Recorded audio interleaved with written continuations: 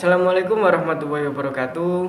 Berjumpa kembali dengan kami dari kelas Manajemen A dan kelas Akuntansi Universitas Muhammadiyah Lamongan untuk mata kuliah Perilaku Organisasi. Pada kesempatan kali ini kami akan menjelaskan mengenai konflik dan negosiasi. Sebelum lanjut ke pembahasan, izinkan saya untuk memperkenalkan anggota dari kelompok kami. Yang pertama adalah saya sendiri, Siva Islauddin. Yang kedua, Naufal Kurnia Akbar. Dan yang ketiga, Dimas Septian Hidayatullah. Dan yang keempat adalah Ganda Puji Adhar Mutakin. Yang kelima yakni Rifki Ahmad Sandi. Untuk penjelasan pertama mengenai definisi konflik dan negosiasi akan dijelaskan oleh Mas Naufal Kurnia Akbar. Definisi negosiasi, suatu proses tawar-menawar dengan cara berunding untuk mencapai suatu kesepakatan bersama antar pihak yang satu dengan pihak yang lain, yaitu contohnya tawar-menawar harga barang yang ada di dalam pasar. Definisi konflik. Apa sih itu konflik? Suatu kondisi di mana terjadi perbedaan antara dua pandangan atau lebih yang tidak sejalan dengan tujuan sehingga bisa menimbulkan suatu percekcokan baik antar individu maupun kelompok.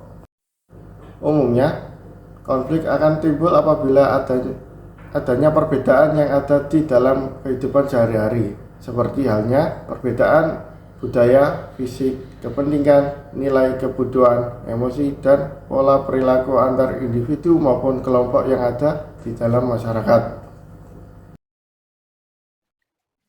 Ya, selanjutnya pandangan terhadap konflik. Yang pertama yakni pandangan tradisional. Pandangan ini menyatakan bahwa sebuah konflik itu buruk, merugikan, dan harus dihindari.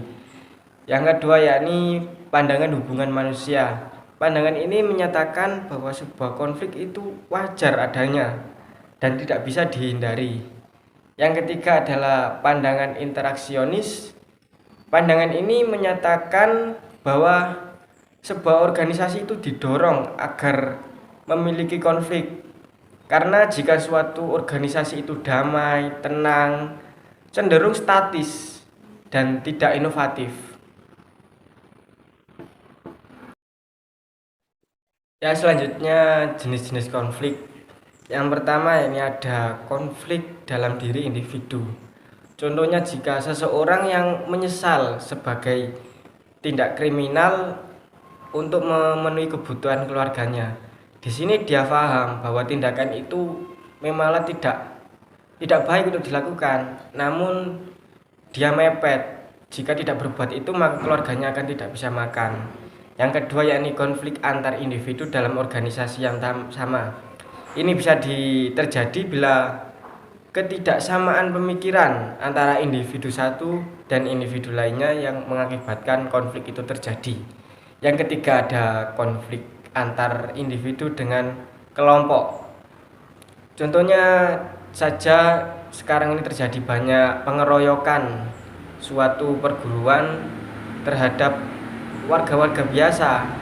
Warga seperti tukang bakso atau apa itu dikeroyok oleh suatu kelompok. Lah itu contohnya konflik antara individu dengan kelompok. Yang keempat yakni ada konflik antar kelompok dan dalam organisasi yang sama. Di sini terjadinya biasanya ada perbedaan lah, pertentangan antara kelompok satu dan kelompok lainnya. Dan yang terakhir yang kelima yakni konflik organisasi yang timbul dikarenakan persaingan ekonomi dalam sistem perekonomian suatu negara.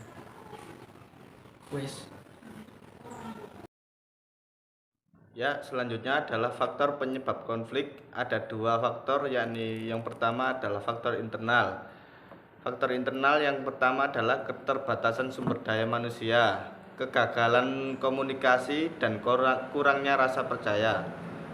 Yang faktor eksternal adalah perkembangan iptek, peningkatan kebutuhan masyarakat, yang terakhir regulasi dan kebijakan pemerintah.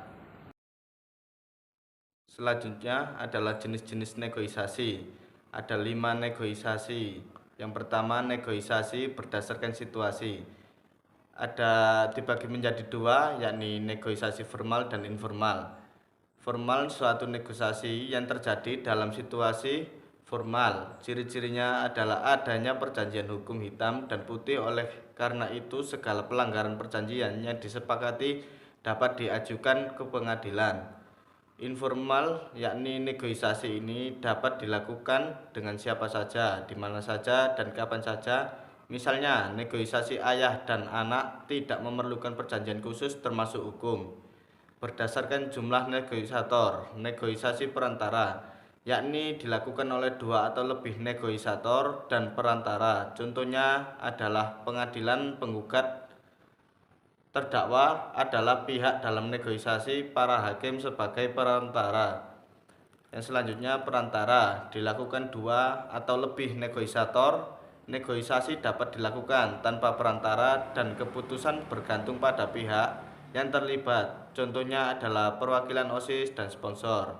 Selanjutnya, negosiasi berbasis untung dan rugi.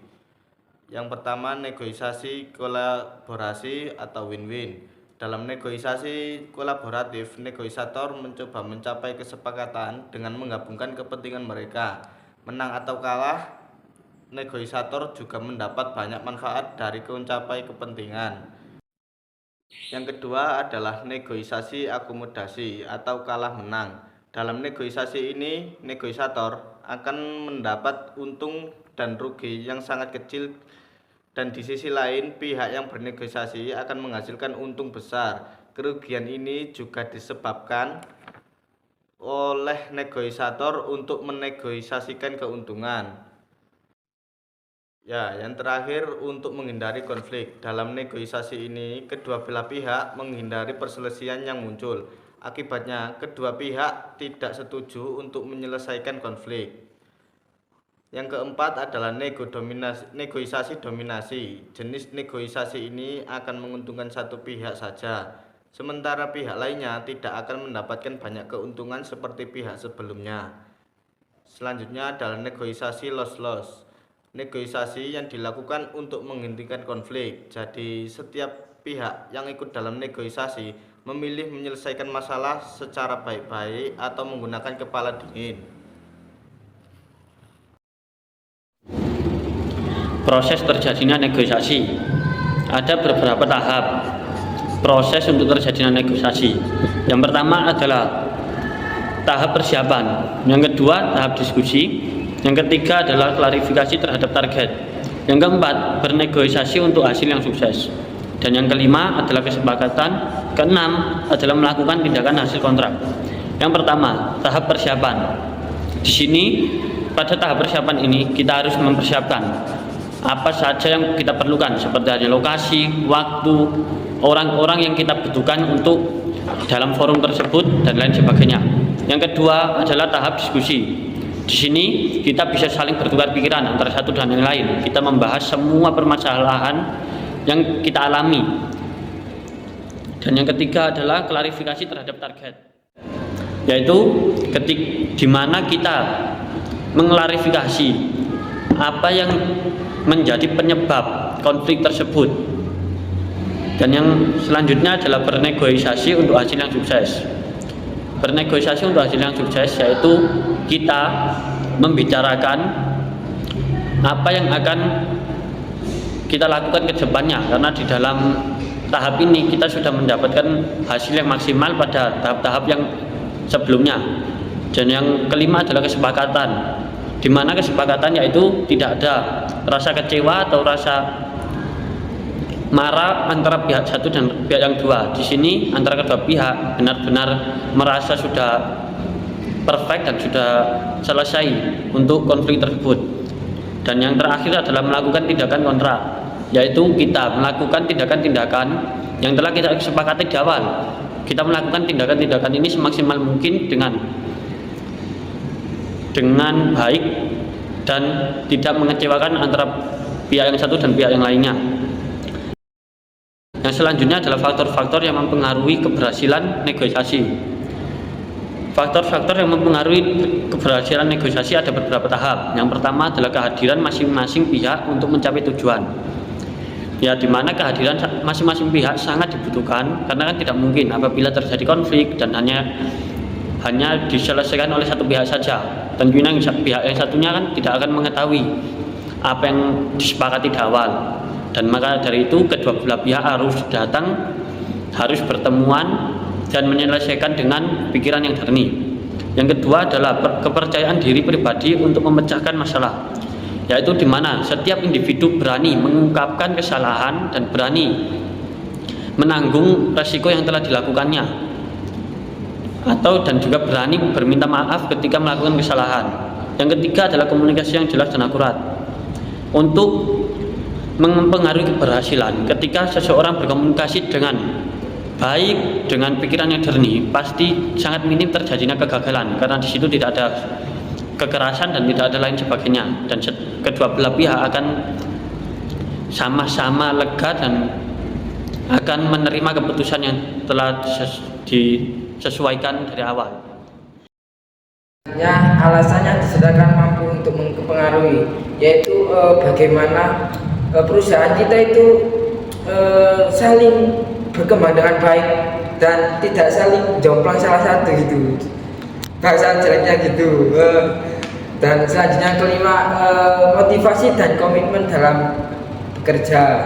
Itu suatu proses bagaimana kita bisa mendorong atau mengarahkan seorang karyawan atau tim itu agar bekerja lebih baik untuk mencapai tujuan.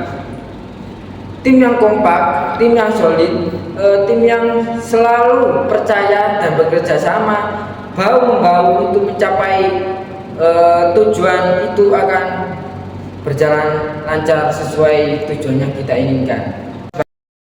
Baik, selanjutnya ialah strategi menangani konflik dalam negosiasi. Konflik ini harus segera ditangani secara cepat, berbagai upaya atau berbagai cara. Yaitu pertama ialah mencegah konflik. Mencegah konflik ini dengan cara melakukan diskusi dengan pihak atau dengan sesama rekan tim, memprioritaskan hubungan yang baik, memahami keinginan yang terlibat konflik. Itu termasuk memahami bicara rekan gimana itu harus dipahami dan dievaluasi. Terus bernegosiasi dengan tim itu sangat dibutuhkan, karena nanti ada seluk beluknya itu harus diucapkan.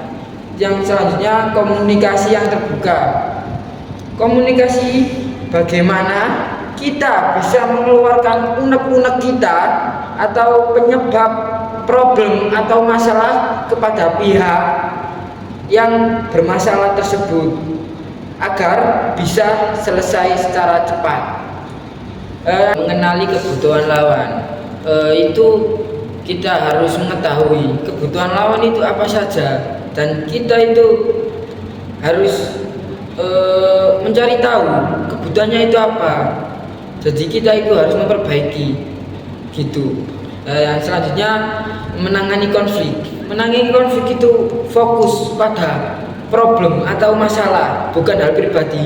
Hal pribadi itu kita singkirkan dulu, tapi kita harus fokus pada masalah tersebut. Terus berkomunikasi secara terbuka, berkomunikasi kepada pihak. Kita luapkan semuanya, problem atau masalah tadi itu.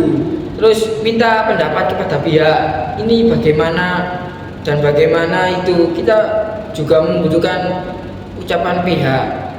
Dan selanjutnya evaluasi, perbaiki dan kompromi kepada pihak.